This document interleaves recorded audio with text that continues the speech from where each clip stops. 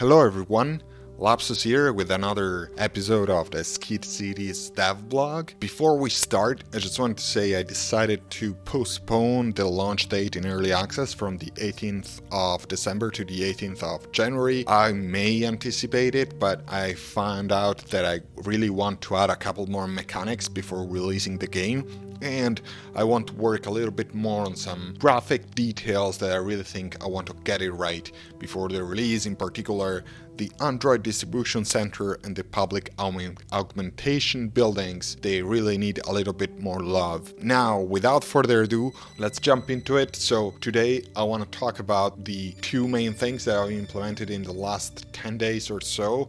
I've implemented an event system that I'm really excited about that will trigger random stuff in your city if you meet certain criteria. Really cool.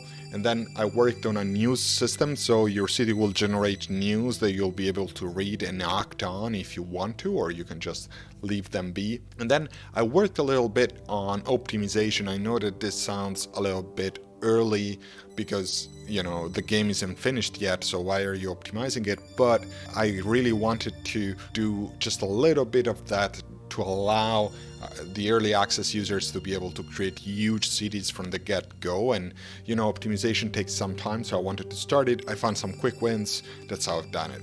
So let's start with the first thing, event system. So I really wanted to have a system where I could say, okay, if your city meets for example, an excess threshold for, say, street crime or water, then an event is going to trigger, and the event may do anything. And so I wanted to build kind of like the infrastructure to do that. I started with the unrest events. So basically, unrest is what happens if your citizens are unhappy, especially your workers, your poor citizens. So if you leave them without propaganda, they will just start to build unrest upon unrest, and that is gonna snowball in your city. And so what I created is a unique model for the occupied square, and if you leave the unrest be, your citizens after a certain point will generate an event, and the event is they're gonna occupy part of your city, and that occupied tile, you cannot destroy it. You can just put a lot of cops around it, a lot of surveillance drones and camera nests until they leave, or you can also leave them there.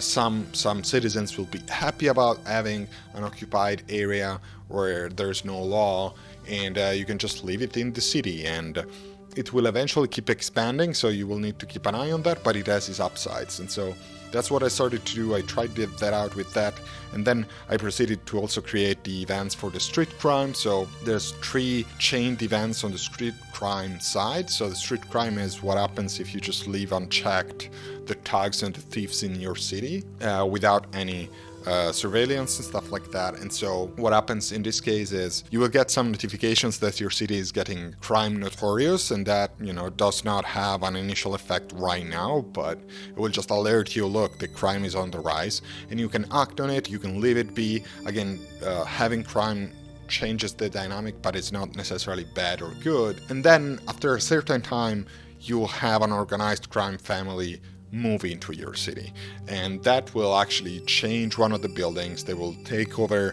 a residential building, and they will be a Yakuza castle, and the Yakuza castle will actually decrease street crime, but it will start spreading organized crime, which is a different thing, and that may snowball as well. More on that later. And while doing this, which is very, very fun, but the problem with this is that you actually don't see this metrics a lot right now, and the reason is that events happen, but you kind of like didn't see that coming.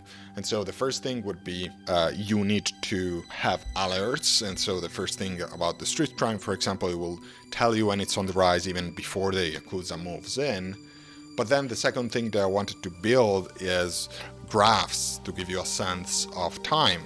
And so I came up with this graph system. It took me some time, but I'm very proud of it because it really gives you the sensation of progression. So you can open it up for any main metric of your city. So for example, crime, even water, population, and over time your city will accumulate this data and you can see it on the graph. And so you can say, okay, I have, for example, enough water for everybody, I have enough androids to distribute to my factories, but you can also see, oh, the crime is getting out of hand, or it's going better, curbing. So you can open that up and keep it open how you want. So this is the graph and event system. It's really flexible, so I'm looking forward to add even more stuff around this. I would like to have a situation where you can have multiple organizations joining your city, and each organization is going to change your city a little bit depending on where they place the headquarters. But I think for that I will need even more UI and more work, so more on that probably in the next dev blog. This is one of the things that I really would like to add, and that's why I'm postponing the release of the early access. So as you see, the game is still very in development and it will be for quite some time, but I'm very excited to get it out, at least in the first version. I may come up with a demo, I'll let you know about that. Then the second thing that I did is the news system. So the idea here is your city will generate new things, and they may be, a building that you couldn't build before, it's now unlocked, so you can build it because you reached a certain amount of people living in your city. It can also be the stuff that we were seeing before, like, crime is on the rise in your city. And I'm also going to write just random news, cyberpunk news, based on the Skid City world that I'm defining. And so that will be just some immersion ideas and stuff that will happen randomly in your city that do not really have a big impact on your dynamics, but they're just fun to read and fun to see what's happening based on what you've built. So this was the first version. Then I realized that I wanted different level of news. Like, I wanted to have breaking news, I wanted to have alerts, and I wanted to have normal news that won't pop up with a lot of prominence and just stay there if you want to read them. And so I divided it in 3 levels. The first level has this white text and it won't bother you with any sound. Second level has a small sound, it's kind of like the alert level. So for example, building unlocking will be like this, or events that do not disrupt your city, they're just letting you know, like the street crime is on the rise thing. And then the third level is a full-fledged warning. It's red and it has a stronger sound, and that really wants your attention. So I split this up in these 3 levels. This will allow me to create even more immersion and even more news across your city. I'm trying to understand the news that are not bringing any specific game mechanic to them, if they should anyway be tied to what you're building. So for example, let's say you build a water recycler. You may have news around the water recyclers that you've built, maybe some people moved there, something like that.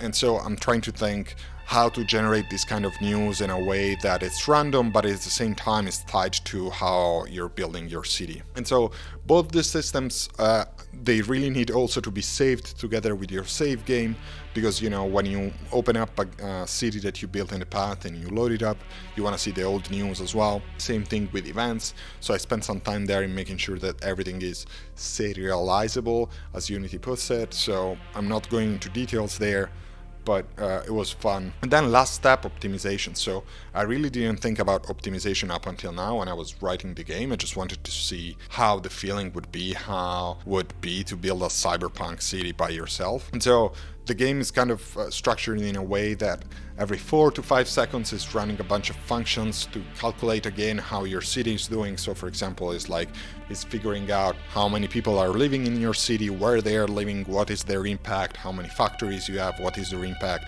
And then it's calculating overall metrics that will in turn determine how many people want to move in your city and other stuff like that. And this works really well, but the problem is that if you just run functions in Unity, I didn't know that, if you just run functions in Unity, they will try all to be executed in the same frame. And the issue with that is, as your city grows, the computation time to, say, figure out how many factories you have, how many people you have, would be longer than the time that it takes you to see a frame, which is 24, 60 frames a second, depending on how fast your game is running. And so the final effect would be that the game would stutter every 4 to 8 seconds, which really wasn't good. And so I spent a bunch of time in transforming these functions from single frame functions to something that can be executed across a certain amount of frames. And that is trickier than it sounds, because at first I was like, okay, I'm gonna calculate every building for every frame, but then let's say that you have 500 buildings in your city, which is not crazy. Then what happens, like you need to wait 500 seconds for the whole city data to refresh. That's way too much time. So like the player would need to wait to see the results of this building for too much time. And so what I've done is I've wrote this framework that allows me to batch the process of a certain amount of buildings, and I'm testing it out how many buildings I can compute in the same frame without stuttering the game. And so far I found 5 is a good number, but I will probably adjust it. I may make that a setting in the quality so that you can adjust it based on your CPU, on how fast your computer is. This is the world I'm living in. So I've spent a bunch of time this weekend optimizing this. And then the second thing was, the graphics. And so I really want Skid Cities to be really dynamic in terms of lighting and shadows and weather conditions and stuff like that. And so I didn't want to, give up anything on that side. And so I actually find a very fast way to optimize things in Unity, which is just marking objects as static, which means those objects won't move into the scene. That doesn't mean that they can't, pop up. They just won't move across the city. And guess what? Usually buildings do not, stroll around. And so just by doing that, the frame rate improved by a lot. So I don't expect to have to do a lot of improvements up until some months into the early access, but this was already very useful. So hopefully you'll be able to build huge multi-level cities from day one as soon as this is released. That's everything that I want to talk about. If you have feedback about the game mechanics or ideas, please share them here. I'm gonna open a Discord soon. If you like this video, please like it and share, and subscribe to the channel. I'm Lapsus, this is the Skid Cities dev blog, and I think we're gonna talk you're gonna see another video in 15 days or so, since next week I'm on holiday. Bye.